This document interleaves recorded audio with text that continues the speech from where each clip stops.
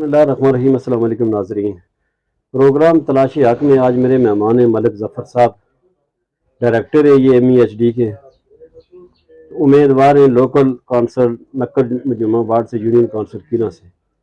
तो सर पूछना मैं आपसे ये चाहता हूँ कि इतनी आपकी मसरूफियात हैं, ज़ाती बिजनेस भी है आपका, साथ MEHD में हर जगह आप लोगों को नज़र भी आते हैं, तो क्यों आपने फैसला किया बलदियाती इलेक्शन में हिस्सा लेने का? बहुत शुक्रिया। सबसे पहले अखलाक साहब, ग्लोबल न्यूज़ का मैं शुक्रिया अदा करता हूँ कि आपने मुझे यहाँ मदऊ किया।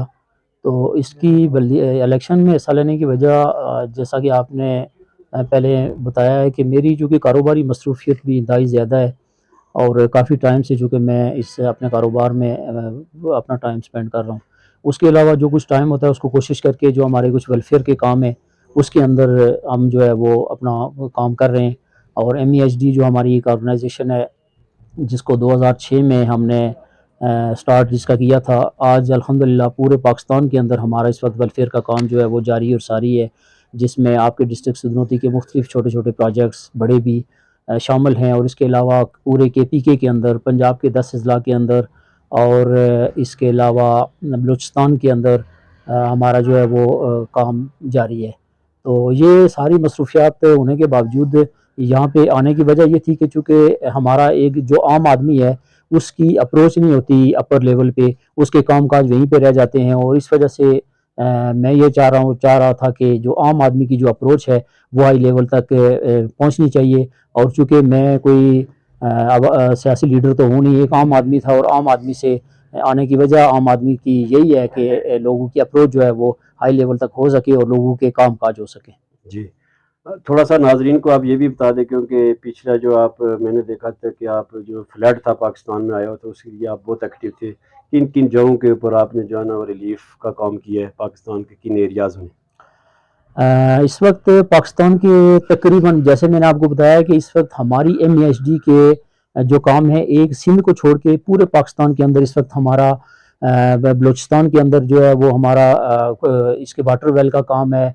और इस तरह से और बलूचिस्तान के नहीं, वो बहुत तो सारे। आपने पूरा बता दिया, लेकिन ये जो अभी जो सैलाब फ्लड आया, ये किन इलाकों में जाके आपने जो है ना उनको वो सामान पहुँचाया है? जी, ये फ्लड का जो मुतासरा जो हमारे इलाके हैं, इस वक्त हमारा जो काम चल रहा है वो KPK के अंदर, डेरा इस्माइल खान के अंदर जो है वो इस वक्त भी वहाँ पे हमारा कैंप ऑफिस अभी मौजूद है और हमारे वॉलंटियर्स हम और हमारी टीम वहाँ पे प्रॉपर मौजूद है। पिछला 1 हफ्ता में खुद वहाँ पे इंतज़ार किया था, हमारे कुछ डोनर्स भी UK से वो आए हुए थे उनके साथ। वहाँ पे हमारा प्रॉपर जो है वो कुछ वहाँ के उसके जो अज़ला हैं डेरा इस्माइल खान के, वहाँ उसकी जो तहसीलें हैं वहाँ पे हमारा काम चल रहा है और वहाँ की सूरत हाल इंतहाई गंभीर है। फिर उन लोगों को सबसे पहले हमने खुराक फराहम की, फिर उनके लिए हमने खेमे बस्ती का बंदोबस्त किया। उसके बाद उनके लिए वहाँ पे चूँकि सबसे ज़्यादा उनका मसला था घरों में, अभी सर्दी भी शुरू हो रही है और अभी हमारा उनके घरों की जो तामीर है उस पे काम हमारा जारी है। और उनके लिए वॉशरूम्स वगैरह का मसला था, वो हमारा काम जारी है। उनके लिए फ़िल्ट्रेशन प्लांट का काम वहाँ पे जारी है। ये अभी डेरा इस्माइल खान के अंदर जो रिसेंटली हमारा काम चल रहा अच्छा, है। अभी आ जाते हैं ये बलदियाती इलेक्शन जो 31 साल के बाद हो रहे हैं, जी, जी। तो इसमें जो आप डोर टू डोर जा रहे हैं, क्योंकि इलेक्शन कैंपेन की ज़रा है, वो तो आपका बिज़नेस का दूसरा एक्सपीरियंस है, तो इसमें आपको कैसा रिस्पांस मिल रहा है जब अपने अब उसमें वार्ड में आप नक्कल जुमा में लोगों के घरों में जा रहे हैं? शाह साहब, अभी ये चूँकि आप ये कह सकते हैं कि ये एक नया एक्सपीरियंस है, लेकिन अल्हम्दुलिल्लाह कि मेरा एक्सपीरियंस बहुत अच्छा जा रहा है। उसकी वजह मैं ये समझता हूँ कि पहली वजह तो ये है कि मैं चूँकि अल्लाह ताला पे मेरा कामिल ईमान और यकीन है और मेरा ये ख़्याल है कि जो बंदा मुखलिस हो और जिसके दिल में हकीकत में जो है वो अपने लोगों की भलाई और ख़िदमत का जज़्बा हो, तो उसको अल्लाह ताला ज़रूर मौका देता है। और चूँकि अल्लाह ताला इसमें मेरी मदद कर रहा है और मैं ये खुद समझता हूँ कि शायद इसमें आने से पहले मैं नहीं ये समझ रहा था कि शायद हालात जो है वो मेरे मुताबिक इतने साजगार होंगे। लेकिन मैं ये समझता हूँ कि अल्लाह ताला की मदद शामिल हाल है और शायद कुछ गरीबों की दुआएं भी मेरे साथ शामिल हैं कि अल्लाह के फजल करम से बहुत अच्छा रिस्पॉन्स और बहुत अच्छा मैं इसका महसूस कर रहा हूँ। अभी आप ज़ाहिर है इधर एक बिज़नेस से भी अटैच है, मैं भी तकरीबन 10 साल हो गए हैं जिस वक़्त मैंने बिज़नेस शुरू किया, पहले मैं कोई जॉब करता था। तो हमें जो एक मामलात होते हैं जी, कि ये जो कबीला परस्ती है, उसके बाद जो दीगर मामलात होते हैं, फिर वह सिस्टम आता है जिसमें जो रियल लीडरशिप है वो उभर के ऊपर नहीं आती, क्योंकि अभी तक हम वही उन्हीं चक्करों में पड़े हुए हैं जी, इसको वोट देंगे तो ये होगा। तो इसमें लोगों को आप क्या पैगाम देना चाहते हैं? क्योंकि सारे भी जितने भी लोग हैं वो तो हज़रत इंसान है, हज़रत आदम अलैहिस्सलाम के हम जो है ना वो हैं, और हमारी अम्मा अब्बा जो हमारी माँ है। तो इस बारे में आप लोगों को क्या कहना चाहते हैं? ये जो हमारे दरमियान की बिला हम कहते तो हैं जी कि ये नहीं है, लेकिन जिस वक्त किसी के पास जाते हैं, उसको लाजमी ये कहानी सुनाते हैं कि ये ना हुआ तो वो जीत जाएगा। इसके बारे में आप क्या कहना चाहेंगे? देखिए, सबसे पहली बात ये है कि मैं तो कबीलाइज़्म पे बिल्कुल यकीन नहीं रखता और मैं इस चीज़ के बिल्कुल ख़िलाफ़ हूँ, इसलिए कि हम आदम अलैहिस्सलाम की औलाद हैं और हमारे लिए जो है वो सब बराबर हैं।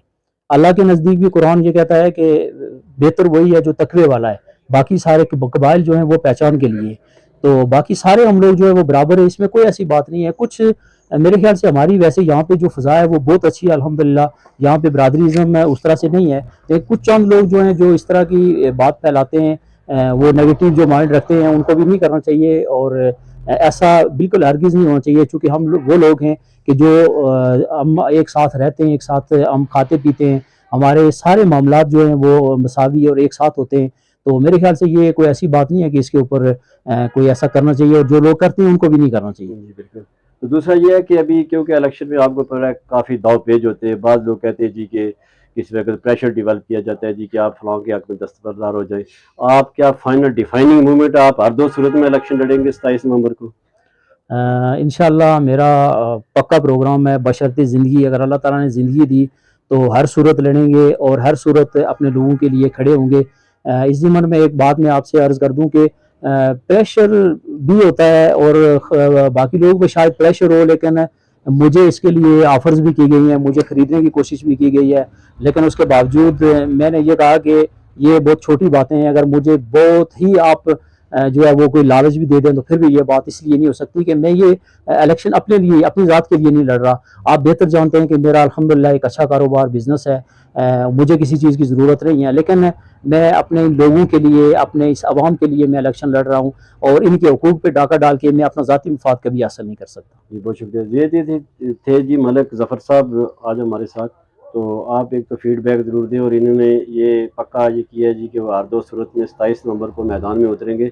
और ये मैं दुआ गो भी हूँ, क्योंकि अभी कोई रौला पड़ा हुआ है जी कि राना सनाउल्लाह साहब जो हैं वज़ीर दाखिला पाकिस्तान, उन्होंने इनकार कर दिया जी कि पाकिस्तान के हालात अच्छे नहीं हैं। तो अभी देखते हैं कि इलेक्शन होने चाहिए, क्योंकि लोगों ने काफ़ी सारे पैसे भी जमा करवाए हैं। तो ज़फ़र साहब क्योंकि ये एक समाजी रहनुमा भी हैं और इनकी आप एक्टिविटी भी देखती हैं, तो मैं इनके लिए दुआ गो हूँ कि अल्लाह पाक इनको कामयाब करे। तो बहुत-बहुत शुक्रिया ज़फ़र साहब आपका। एक आखिरी बात मैं अर्ज़ कर दूँ कि इंशाअल्लाह 27 नवंबर को जीत जो है वो होगी, आप सबकी दुआओं से, आप सबके ताउन से और इंतखाबी निशान मीनार-ए-पाकिस्तान है उसको याद रखें। बहुत शुक्रिया। बहुत शुक्रिया जी, अल्लाह हाफ़िज़।